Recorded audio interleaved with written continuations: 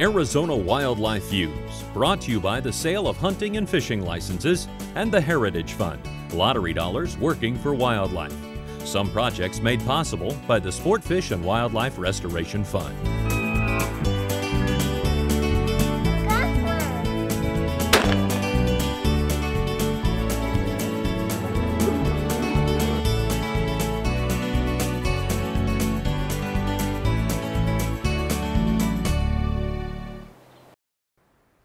Hello, I'm Jim Paxon, and welcome to this special edition of Arizona Wildlife Views. Tonight we're going to explore the nature of fire.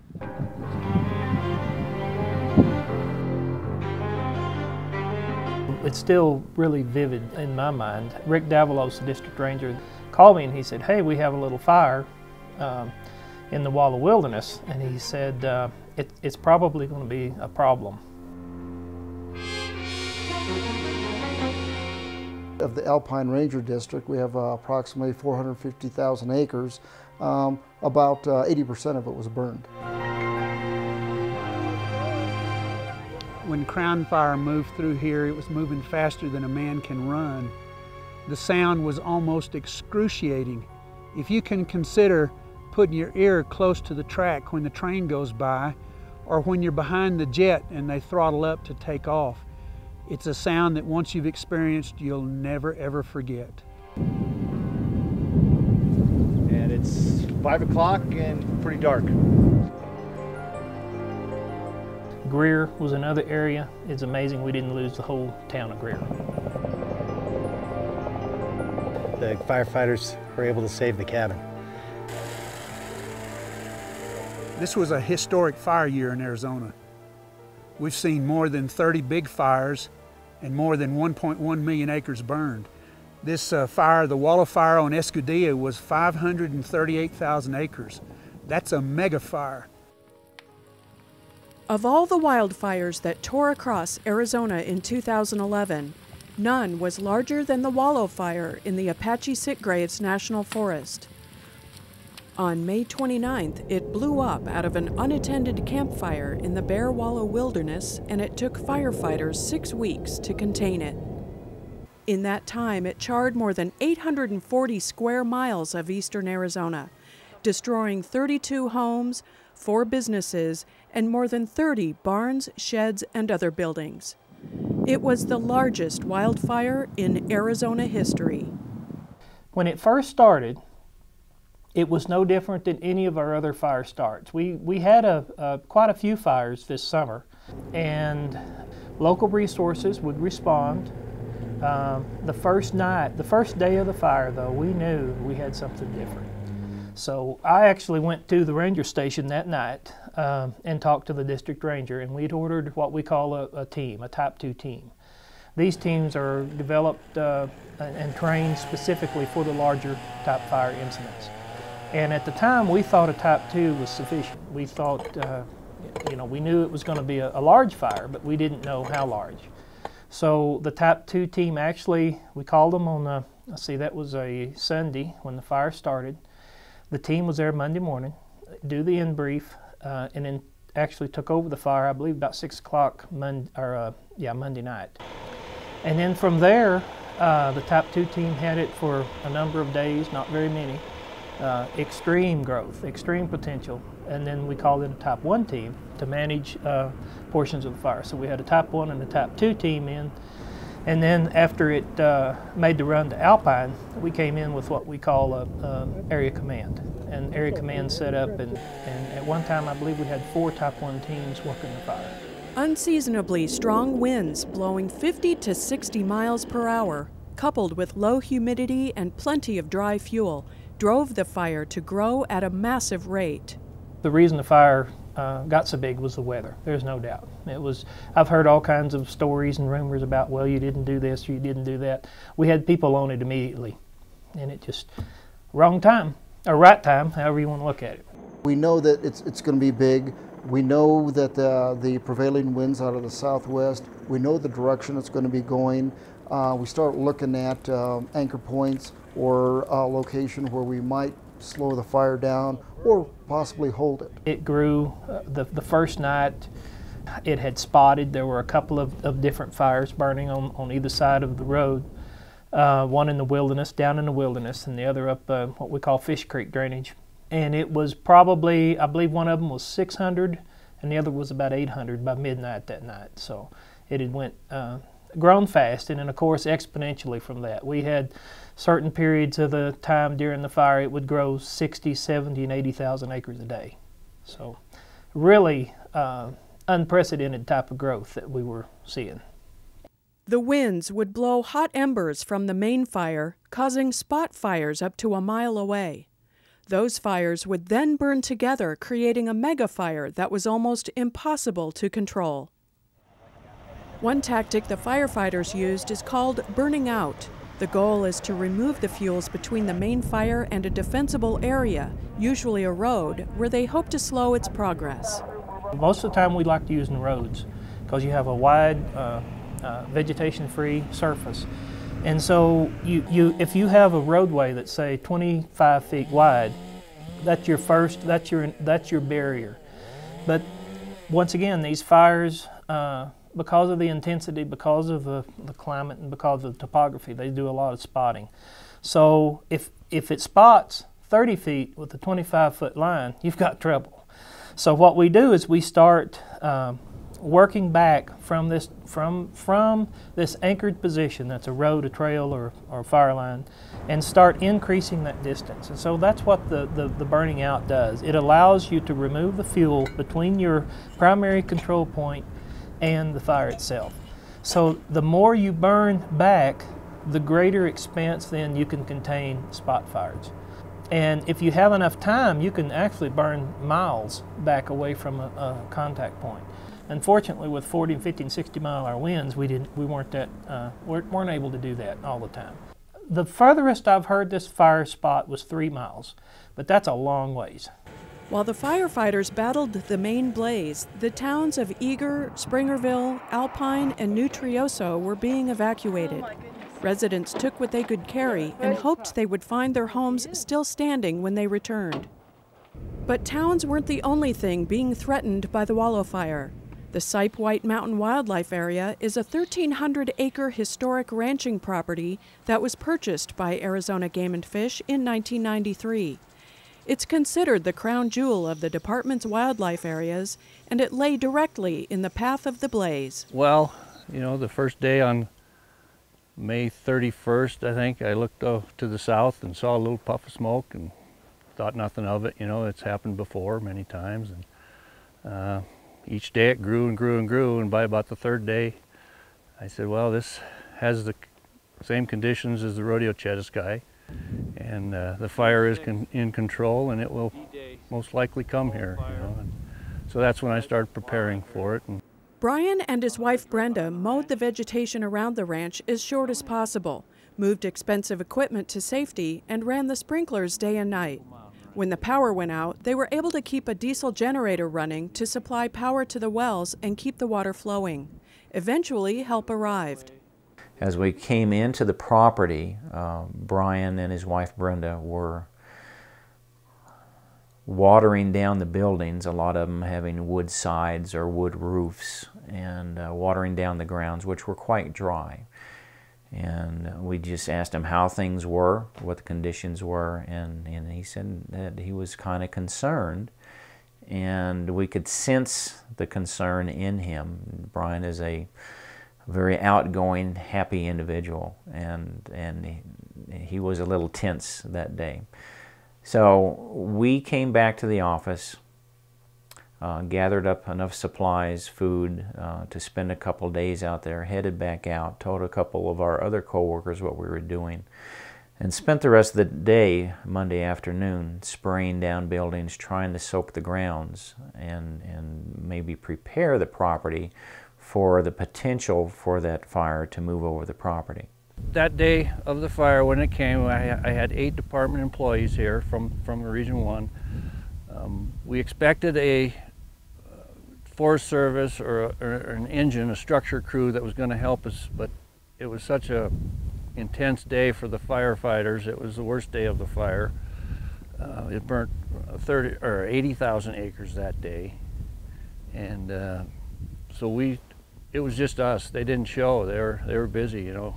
Nutriosa was burning up, and you know, so we just started. We put a person at every structure with a hose, and we were just getting everything as wet as we could get it. And when it came over the hill, it was blowing hard, and it was roaring like a freight train. And one of our staff, Chris Magnoli, came in about mid-afternoon. He had driven around the south end of the property and had let us know that a spot fire had started about 2 or 3 miles south of Sipe about mid-afternoon. And 60-mile-an-hour winds again that day, blowing south to north right at us. So as the afternoon wore on, the smoke got thicker and thicker, the sky darker and more red as the distant flames reflected off of the sky. Wildlife still moved around. The crew observed that the elk, antelope, and waterfowl in the area were up and moving around, but not fleeing. While they were certainly aware of the fire, they continued to go about their regular business of feeding. As we were soaking the buildings, there was one particular spot next to an outbuilding that had a small hummingbird nest where the parent was feeding 2 young. And the nest was only a couple feet from the side of the building. We were taking great pains not to hit the nest with water as the bird flew back and forth from its nest. Eventually, the Sipe crew was ordered off the wildlife area. The Forest Service could see huge fire plumes rising 20,000 feet in the air above the property. If a plume like that had collapsed on them, the consequences could be deadly. like I said, it was an adrenaline rush, but I was never scared for my life, and I wanted to be here to, protect this whatever I could, because there was hot sparks landing all around us, and there's many combustibles around this, complex, but we were made to leave. It was the Forest Service decision that they felt it was unsafe. We didn't want to go, but we had to follow instructions, and so we just gassed up the generator and kept the sprinklers going on lawns, and we left, after the hot part had gone by. But then we spent the night in town. The next day, they were cleared to go back in, but no one knew if the historic ranch house or any of the other buildings had escaped the fire.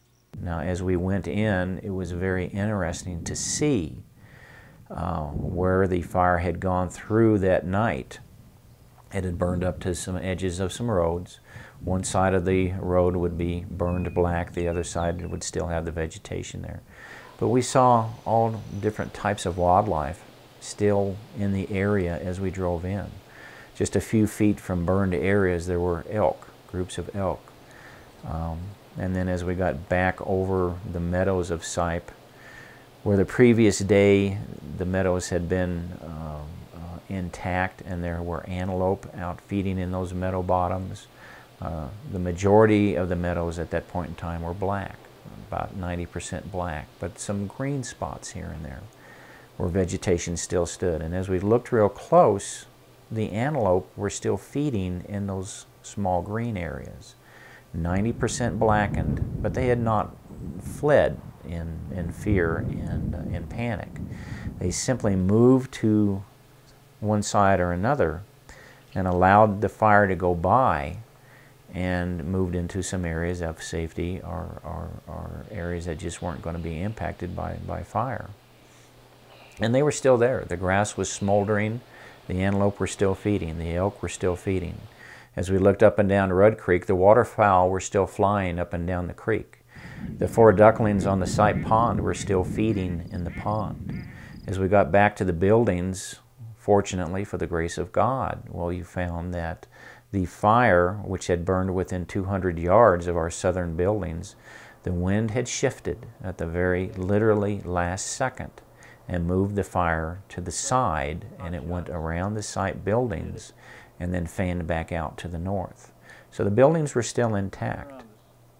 The hummingbird nest that we were taking great care not to hit with water was intact.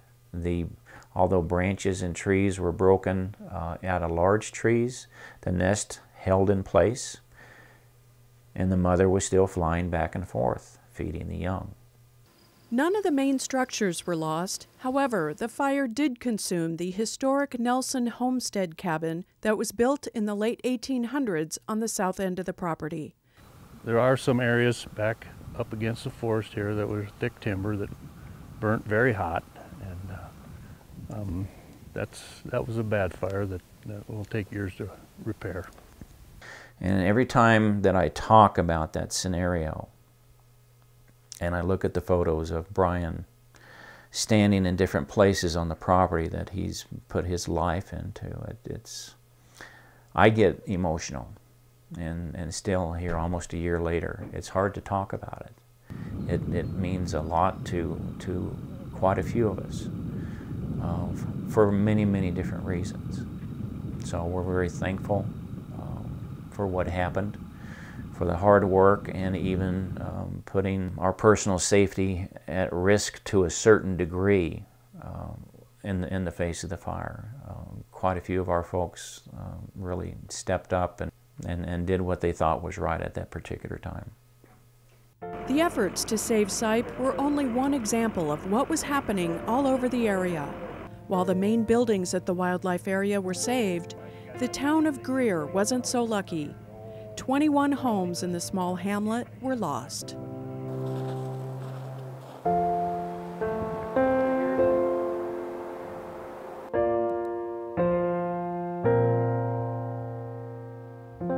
Probably the biggest thing in Greer was the wind. Again, dry weather, winds. Of course, the fire burns the most intense with the wind.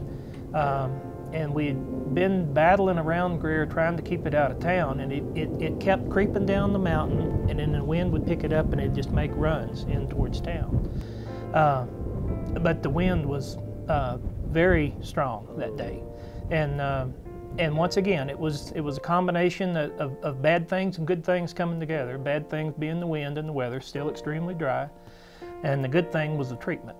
And so the treatment areas around Greer itself allowed us to more effectively manage the fire. Well, Greer sits down in a little bit more of a rugged valley than Alpine or, say, Nutrioso, where some of those areas are so steep that they could not thin in that. So it basically came down some of those very steep slopes that were not thinned and came into town that way. And those were lined up. When you have a drainage that lines up with the wind, that also contributes to those factors substantially. So the fire is able to move right down into those communities.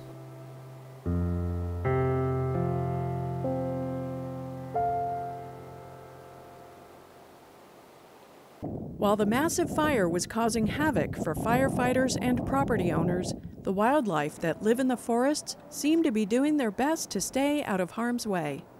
If we'll stop and consider, these animals evolved with fire. They're fire adapted. And we can look at the small mammals and the reptiles will actually go into burrows when the fire comes, and they stay there until it cools off. The birds will fly away unless they're nesting, and if they're on a nest, we're going to lose a lot of individuals, but not populations. The elk and the deer simply move away from the fire because they feel the heat and they don't want to be there, but they meander away. They don't run pell-mell. It was interesting to see that, and to see that these animals, you know, just within 12 hours of a major fire event going through their area, were just doing business as normal and feeding and getting on with life, and fire was a great inconvenience. And in some cases, some animals did not survive. But for the most part, they do better than people think that they do. We heard rumors, and like I say, I know of one that was confirmed was an elk, and I believe there was one deer that they found dead. There could have been more. We didn't see them, and we were out there a lot, I can tell you that. The number of animals that were killed or injured in the fire turned out to be minimal, but as a precaution, Game and Fish set up a wildlife triage area in Eager. Staff from the Adobe Mountain Wildlife Center was on hand to deal with any casualties. This afternoon we got a call from the firefighters fighting the Wallow Fire, reporting an elk calf that was down in a burned area. They reported the calf had been there all morning long and hadn't moved, so Arizona Game and Fish Wildlife Emergency Team moved out there to see what was going on. When we got there, we found a calf in the middle of a burned area. We could get within 10 feet and it wouldn't move. Practically, when we could touch it till it finally got up, and then we noticed a couple of the hooves were burned. So we went back to our truck, got our supplies. We managed to put a lasso around it and rush in and get a bunch of guys around it. And we practically carried the calf back to the trailer. The elk calf we just received has probably been laying out in the field for at least 7 days. The fire in Greer started a week ago, and the calf looked like it hasn't moved since. It's very dehydrated, it's thin, it's lethargic, and as you can see, as soon as we got fluids into it, it popped right back up, and it looks like it'll be all right. Unfortunately, the burns to the calf's hoofs were too severe to be treated, so even after the valiant attempt to save its life, the elk had to be euthanized. Also treated at the center was a young red-tailed hawk that had been found by a family from Eager when they were evacuating. It appeared the juvenile bird had been on the ground for several days. The red-tailed hawk was a nestling that had been pushed from its nest a little prematurely by the smoke and the flames. We brought it back here to our facilities, this converted snack bar, and gave it fluids and some baby food, and it's almost like brand new again, so its prognosis is good. We hope to turn it loose this fall. Once the young hawk was strong enough, it was transferred to the Adobe Mountain Wildlife Center in Phoenix, where it received a complete examination for injuries, smoke inhalation, singed feathers, or anything that might affect its ability to survive in the wild. The bird, nicknamed Wallow, proved to be healthy, so it was placed in a large flight pen with another redtail, so it could build up its strength and learn how to hunt. We put the bird in there and gave it a few days so we could observe it and see how it was doing. It was flying very well. It didn't have any indications of any problems when it would fly, that it was having breathing issues, which was another indicator that there wasn't any of the smoke damage that we might be concerned about, given that it came from the fire. And as the bird would fly back and forth, we didn't have to haze it, which means we go in and force it to fly back and forth to build up those muscles. Everything was instinctive. This bird was just one of those really aggressive birds. 3 months after she was blown out of her nest by the fire, Wallow was ready to be released back into the wild. But not all the birds in the fire area were as lucky. This is prime wild turkey habitat, and we know that the turkeys took a big hit because it was nesting season. The turkeys were either on eggs or had brand new chicks, and they simply couldn't get away from the fire. We lost a lot of individuals, but the population will rebound. In 2 to 3 years, we'll have a plethora of turkey. Black bears wearing telemetry collars were monitored and found to have remained within their home area and survived the fire. The fire also burned through the Mexican wolf population's habitat in the Blue Range Wolf Recovery Area. And as the fire moved through the suspected den areas and monitoring with telemetry, our field staff noted that these adult animals were not moving very far from where the den packs were, which gave them some optimistic hope that at least one or more of the pups that were on the ground had still survived. But once the fire had gone through and they were able to do some checking on the ground, they noted that it didn't look like we lost any pups out of the blue stem pack. We didn't lose anything out of the hawk's nest pack. Of course, the paradise pack was outside the perimeter, and they never did verify whether there were any pups produced by the rim pack.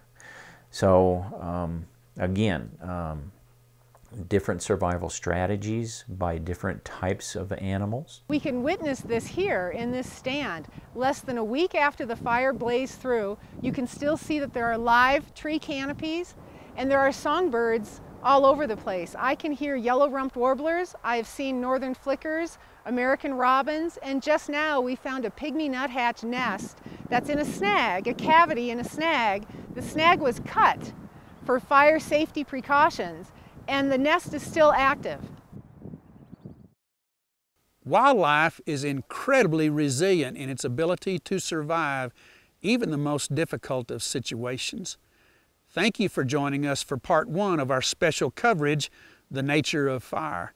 In next week's episode, we'll take a look at ongoing recovery efforts and the commitment it takes to manage this wonderful wildlife resource. For more information on Arizona game and fish, please go to our website. I'm Jim Paxon for producers Carol Lynde and Gary Schafer. We'll see you next week.